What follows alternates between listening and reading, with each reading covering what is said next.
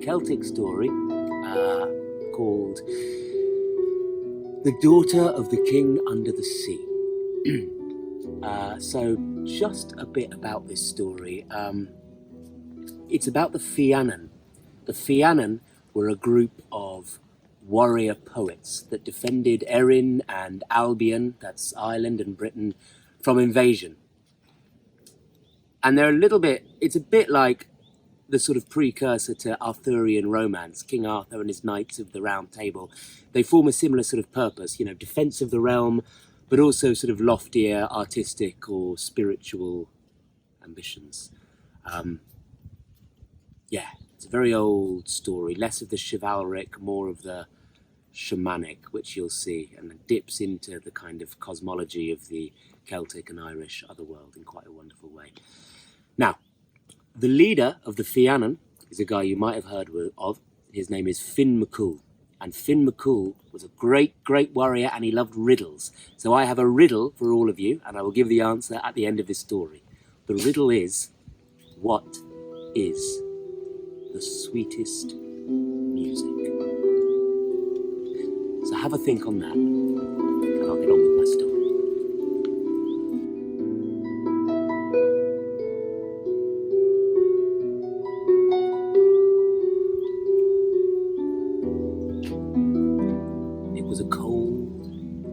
Snowy, windy night, and the Fionn, the fighting men of Ireland, had returned to their longhouse, having caught nothing.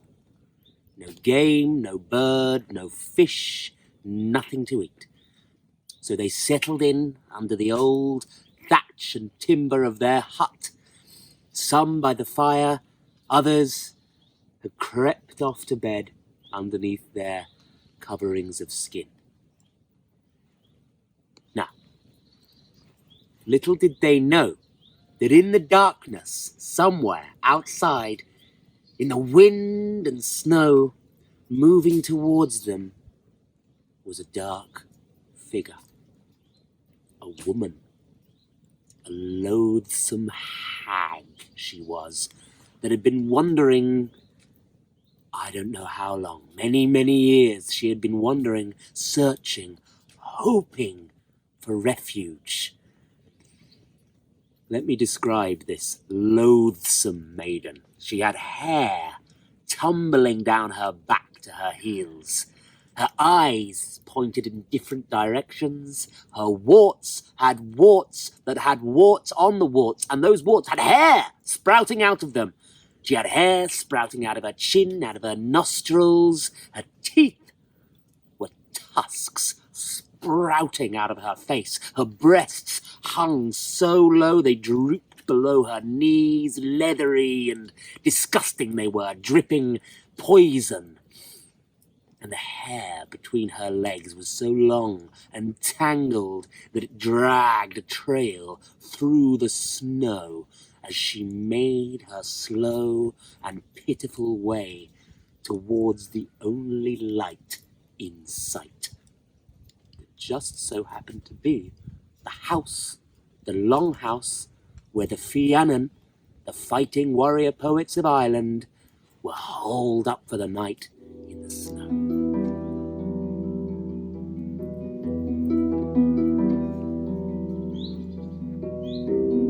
It was midnight. Most of the Fionn were asleep under their fur-skin coverings, and there came at the door a sharp knock 3 times, and the door swung open, and in came the most loathsome hag that has ever been seen on the earth. She made her way to the fire, where some of the Fionn were still awake, warming themselves, and she sat herself there by the fire and warmed her feet. And such was the stench that was emitted by her drying socks that those Fionn that were there left and went to bed. Now, it was the first time In 7 long years she had warmed her feet by a fire, and now she went off to find some rest. So, first she came to the bed of Fionn Mac Cumhaill, leader of the Fenians. Fionn Mac Cumhaill the brave, and she lifted up his covering of skin. "Oh, God, woman, you are horrible and ugly," said Fionn Mac Cumhaill. "Get you gone!" And she gave a terrible screech. "Ah!" And moved to the next member of the Fianna, who was none other than Oisin, son of the deer, Oisin of the silver tongue, Oisin the poet, Oisin, son of Fionn. Surely he would let the hag in under his covering of skin. But the same thing happened again. "God, woman, get away! You are hideous and ugly!" And then she moved towards where Diarmaid lay. Diarmaid, son of Devlin. Diarmaid, the most handsome of all the warriors of the Fianna. Diarmaid the noble. And she lifted up the covering of skin, and Diarmaid looked at her and said, "By God, woman, you are ugly. But for all that, come in under my covering of skin." So she did. She nestled in there, underneath there with him, and Diarmaid made a little fold in the blanket to separate, him from the hideous hag there. And he somehow managed to get some sleep.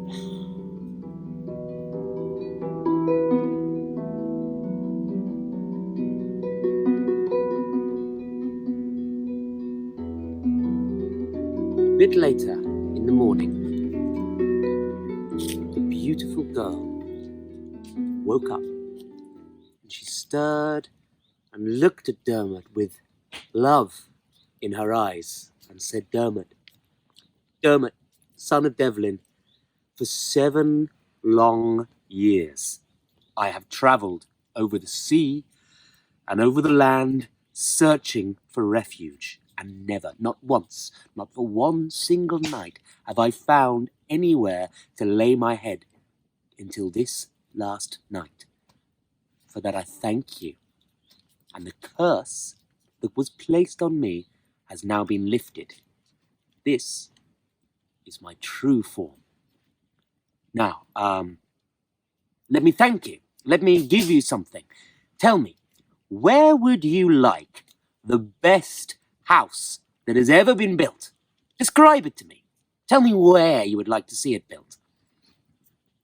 Diarmaid said, well, I've thought about that. That hill, just over there. It's a nice hill. Gets the evening sun, above the Glen of the White Deer. Very fine house. That is where I would build my perfect house, given the choice. And then he set about describing this house. We've all done this, haven't we? We've all described our perfect home. Well, now Diarmaid was given the opportunity to describe in quite some detail his perfect house, more of a castle, really. There it would stand on the grassy slope above the Glen of the White Deer, nice and tall, round, and it would have this room and that room, and many servants, and fine cured meats and spices and wine and mead and all sorts of wonderful things. He described it. And she listened carefully and then went back to sleep. Now, some hours later, morning had fully risen, and 2 members of the Fianna came through the door of the longhouse, and wonder was upon their faces. They could barely speak, but when they did, they just pointed across the Glen of the White Deer, and they said, friends, a castle has sprung up out of the ground where there was none before. Well, the beautiful girl turned to Diarmaid and said, will you go and live in your new house? And Diarmaid said, I will, on one condition. What condition would that be? That you will come with me and be my wife. Well, that was an easy promise to make. But she had a condition too. It was this: never, Diarmaid, Never, not once, not twice, not 3 times, will you remind me of the state I was in when I first came to you. And Diarmaid said, that is an easy promise to make. I will never remind you of the state you were in when you first came to me. And with that, they upped sticks and went to live in their new house.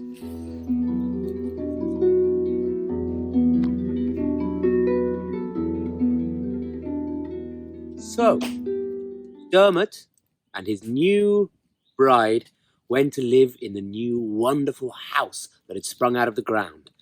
Oh, and everything was just as Diarmaid had described it, just as he has imagined it.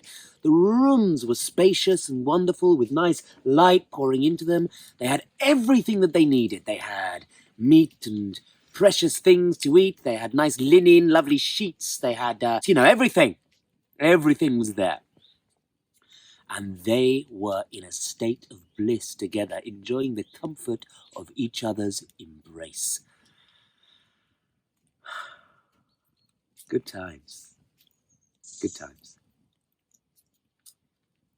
But after a few days, some days, Diarmaid began to itch.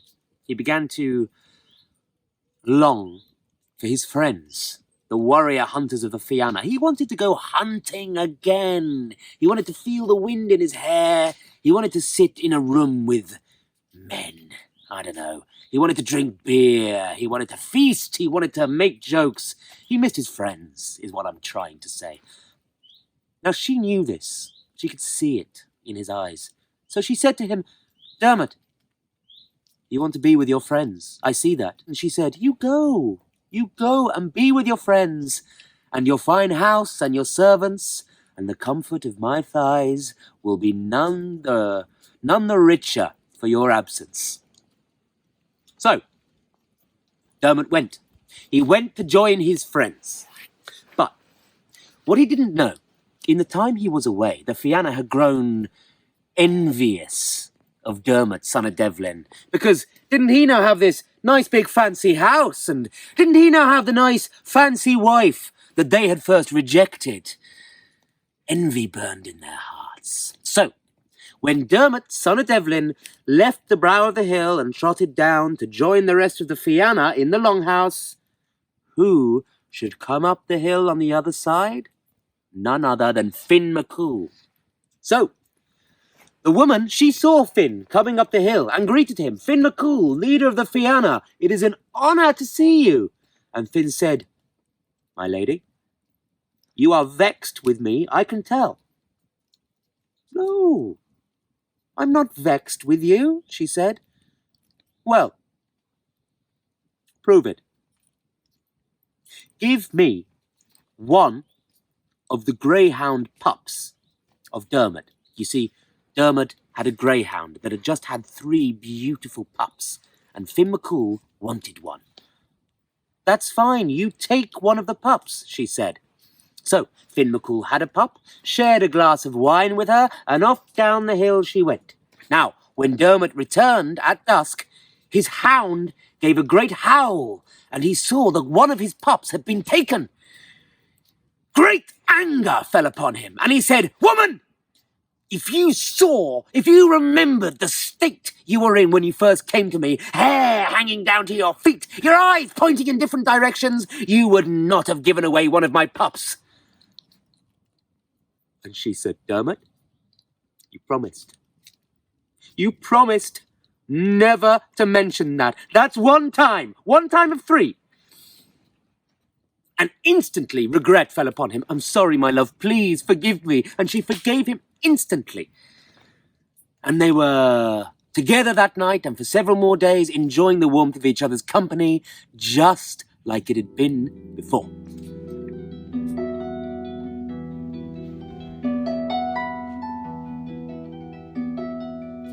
The next day, Diarmaid went again to join the Fianna to hunt and to drink. And who should come up the hill the other side? Oisin of the Silver Tongue.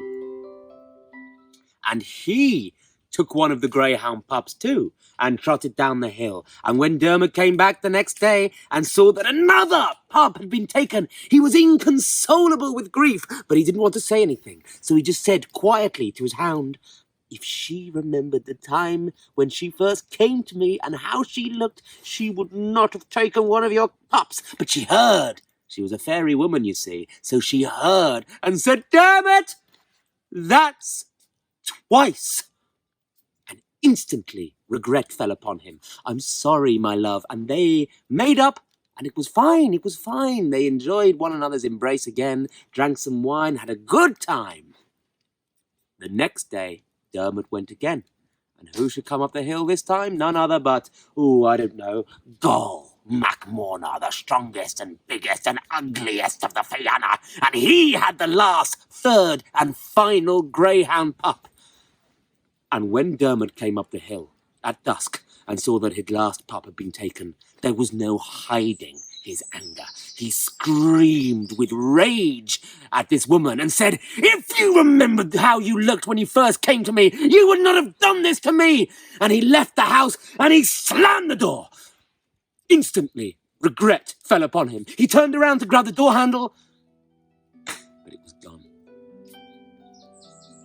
The castle had gone.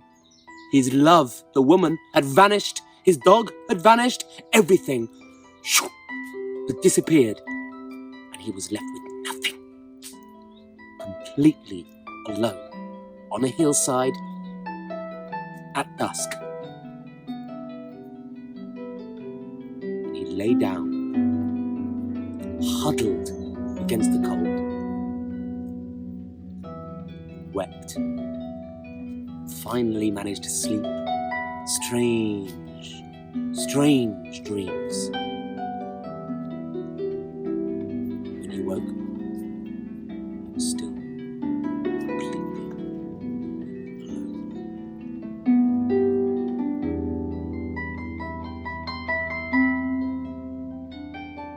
So, after a long, cold night, alone on a hillside above the Glen of the White Deer, Diarmaid awoke with determination in his heart. If it was the last thing he did, he would walk over all of Ireland and Britain until he found the one woman he loved and his dog that he loved almost as much. So off he went, walking over the hills and dales and forests and rivers of Ireland and Britain. Walking and walking and walking, many days he walked through the night and the day. Until finally he found on a green hillside his dog. But it was dead. And such was the love he bore that animal that he lifted it up and carried it on his shoulders and carried on walking until he was almost at the sea. There he saw a shepherd, wizened old man tending his flock, and he said, "Old man, have you seen a lady pass by here, most beautiful you have ever seen?" "Well, as a matter of fact, I have," said the shepherd. "Most beautiful woman I ever laid eyes upon passed by here just the other day. She was heading in that direction towards the sea." So, Diarmaid set off.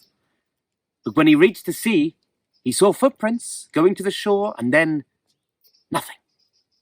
No trace of her. So, he rested on his spear, his dead dog still hanging off his shoulders, and he waited. He waited. And he waited. Until finally he saw, in the distance, a boat coming over the horizon. A wicker boat, a coracle, I guess you would call it, old-fashioned boat. And in the boat was an old man rowing. And the boat came near the shore, and Diarmaid spied his chance, and he leapt. As a point of interest, all the Fionn have special powers, you see. So some have supernatural strength, some incredible speed, others can change into animals, or, I don't know, maybe just grow their beard really fast. Fionn Mac Cumhaill had an interesting one. He could bite his thumb and see the future. But Dermot, his power, he could leap. And if he was in love, he could leap even further. So, when he saw this coracle come by the shore, he leapt gingerly and lightly and landed in it, just like that. His dog still on his shoulders, his spear in his hand. Now, rowing the boat was an old man. But when Dermot spoke to him, he didn't answer. He was deaf, dumb, and blind, and just rowed and rowed and rowed. Very strange experience it was. He rowed far out to sea, towards the west, towards America. Kept rowing, and then the storms came in. Great storms. A huge tempest surrounded Dermot and the old man in the little wicker coracle. But Dermot wasn't afraid. No, no. And the waves grew higher and higher and higher, and up and down he went, and he could see nothing around him. Thunder and lightning and rain coming down until he went up, up, up on a huge wave, and then down under the sea, straight down beneath the sea, down. And at that point, Dermot lost consciousness.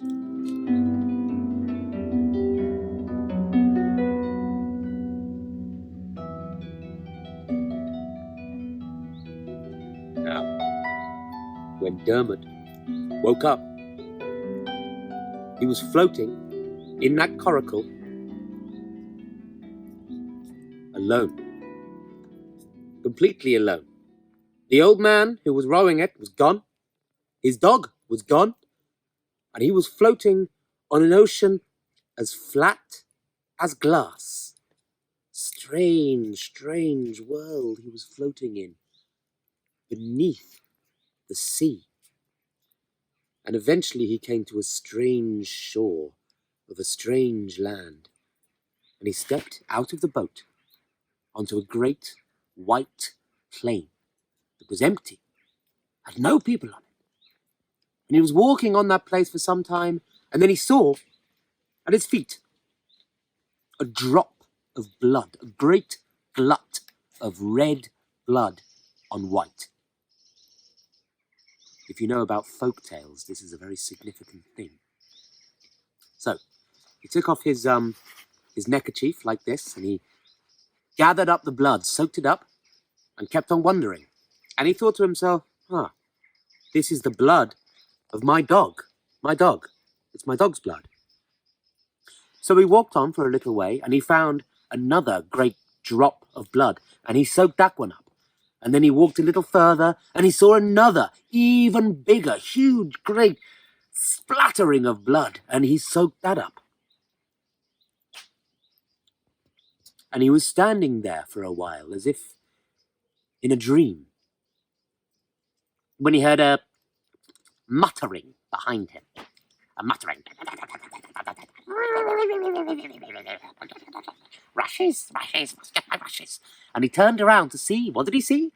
This wizened old woman, funny little thing she was, and she was gathering up rushes, full rushes, in a big bundle. Must gather my rushes, la la la la la la la.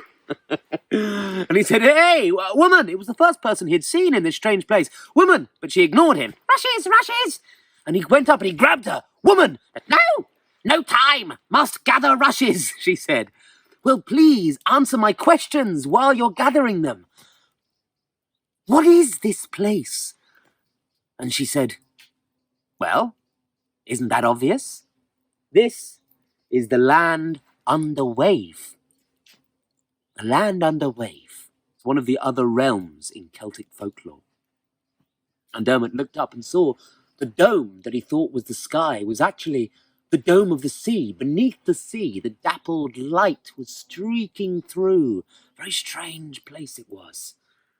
And he said, well, what are you doing gathering these rushes? And she said, the daughter of the king under the sea is ill. 7 long years she has been missing, and today she came home. But she was very, very, very ill, love sick. She will die. And the only thing she wants is a nice, soft bed of rushes before she leaves us forever. So Dermot said to the old woman, Can you take me there? And the old woman said, I can. Why don't you get in this bundle of rushes, and I will take you? And Dermot looked at the little, frail old woman, and then looked at his strapping form and said, That is a thing you cannot do. And she said, I can. Go on, get in. So he did. He got inside the bundle of rushes and shrunk down to a very small size. Tiny he was, and he was carried on the old woman's back in a bundle of rushes to the king of the land under the wave. Oh, his palace is incredible, but Dermot didn't see it because he was inside a bundle of rushes. So, the old woman took Dermot all the way before the king of the land under the wave, and there she dropped the bundle before the king and his daughter, and out sprung Dermot. And Dermot saw the daughter of the king under the wave was the same as his love, and they ran to each other, and they embraced, and he kissed her full on the lips, and she said, Dermot, Dermot, Dermot, son of Devlin, you have lifted 3 parts of my sickness from me, but still I shall never be well. Dermot, said the daughter of the king under the ocean, when I returned home, every time I thought of you, I lost a glut of blood from my heart. A great drop of blood from my heart. Once, twice, and 3 times, the last so great I thought I would die. And I have been here ever since, and I can never recover. Dermot said, Don't worry, I have the drops of blood here. I can return them to you.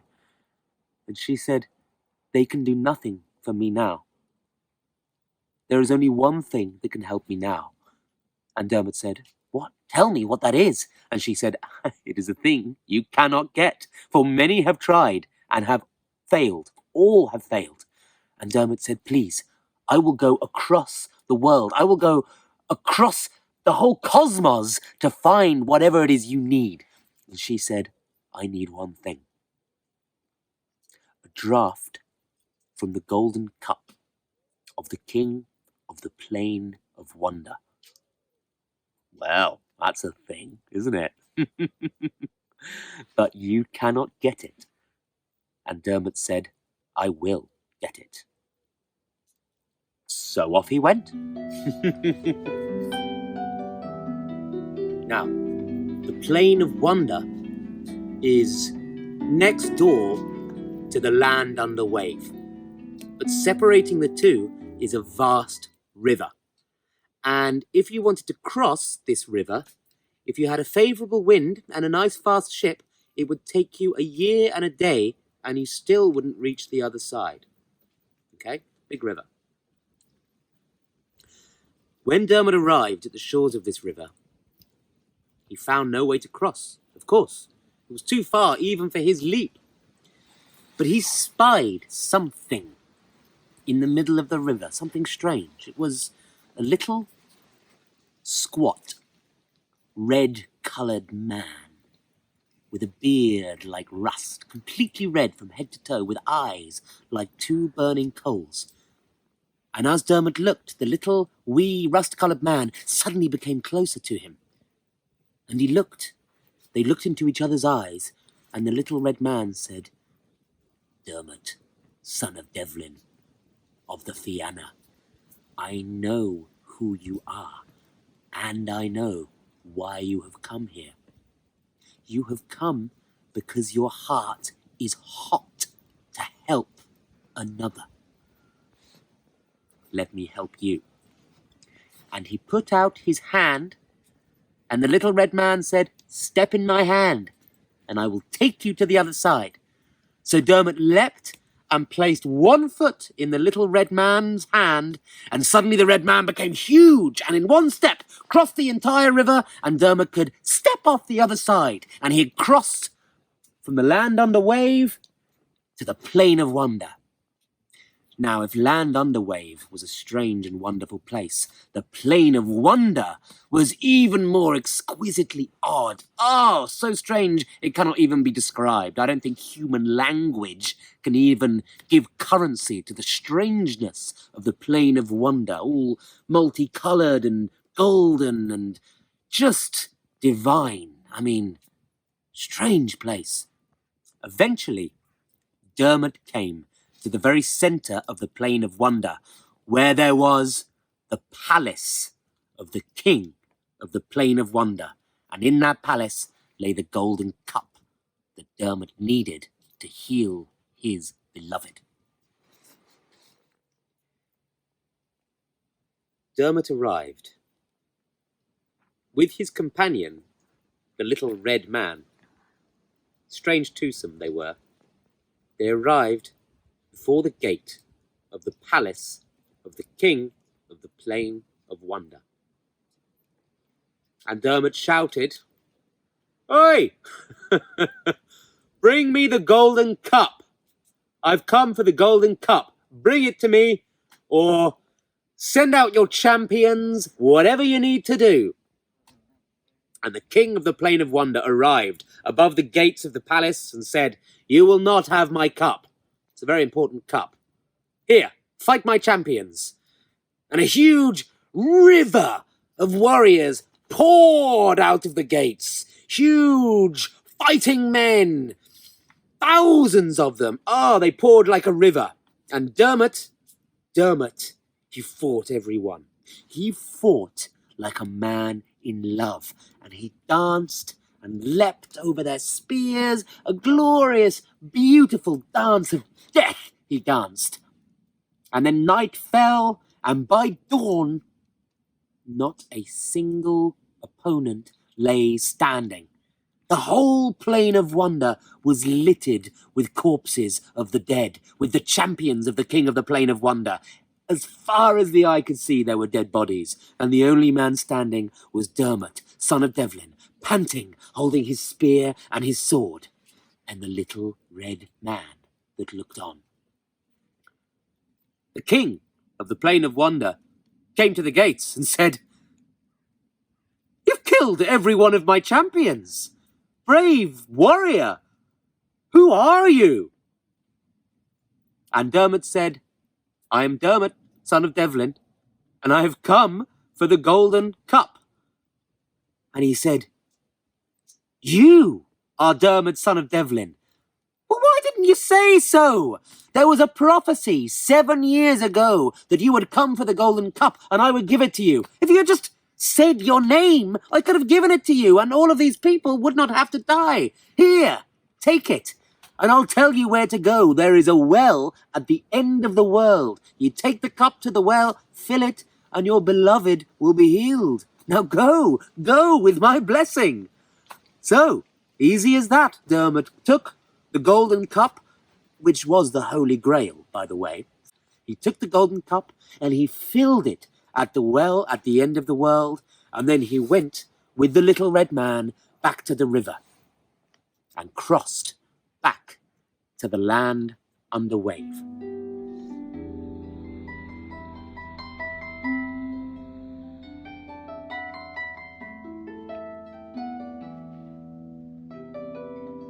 So, Diarmaid had the cup, and he journeyed with the little red man to the well at the end of the world and filled it with the water that lay there, the healing water. And then he journeyed back with the little red man in the palm of his hand across the river to the land of the king under the wave. And on the way back, the little rust-coloured man turned and said to Diarmaid, "You know who I am, Diarmaid?" And Diarmaid said, "Well, no, I hadn't given that much thought, to be honest." And the little red man, who was actually quite a big red man now, said, "I am a messenger from the other world. And I have appeared to you because your heart was hot to help another. So I will tell you what to do. You will empty the 3 drops of blood into this cup, and you will give it to your beloved, and she will drink once, twice, 3 times.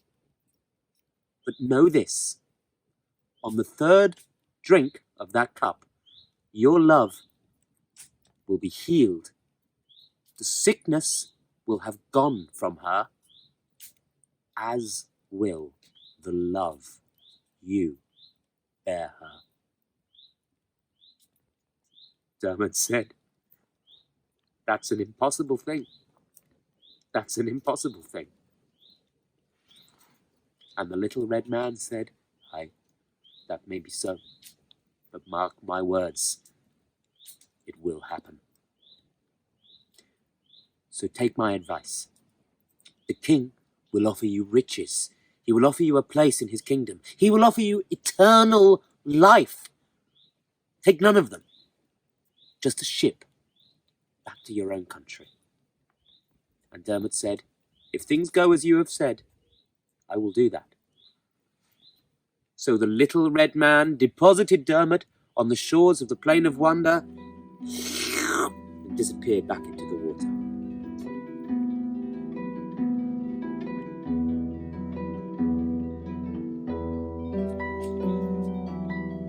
So Diarmaid arrived back at the palace of the king under the waves. He had the golden cup with the healing water within it, and in that was the 3 drops of blood from the heart of the king's daughter. And he gave the chalice to his beloved to drink, and she drank it once, twice, 3 times, and on the 3rd draught, all the love that Diarmaid bore her just vanished. Now she saw this. She saw his face change, something in his eyes change. And she said, "Diarmaid, you don't love me anymore." And he said, "No, I don't."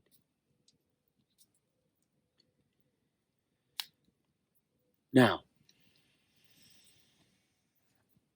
the king under the waves, was so rejoiced that his daughter had been healed that he offered Diarmaid anything. Gold, riches, fabulous wealth, fabulous power, eternal life. But Diarmaid said, "No, I don't want any of that.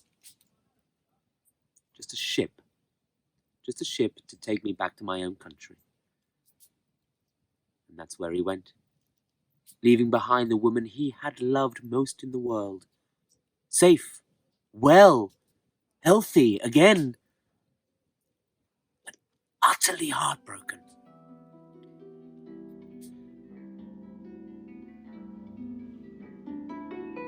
He went back to his own country, and though he'd only been gone a few days, of course, many years had passed since he had last been there. And when the Fenians saw him again, they were overjoyed. Oh, and they feasted long and hard. 7 days lasted the feasting. And if the last day of the feasting was not the best, well, it also wasn't the worst. And so ends this story of Diarmaid and the daughter of the king under the wave. It's a sad story, but a beautiful one, I think. Now, I told you a riddle at the beginning of this.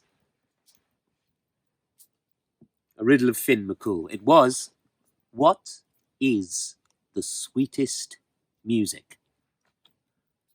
Now, when Fionn asked this to the Fenians, during those 7 days of feasting when Diarmaid was returned to his companions, they gave many answers. Some said fiddle music was the best, some the roar of the ocean, some said the sweetest music is the crackle of the fire, the singing of the birds. But Fionn had a different answer. What is the sweetest music? The music of what is. The music of what happens. Which just shows the ancient Celts had more in common with the Buddhists than we think. Thanks for listening, guys. Thank you, Karen.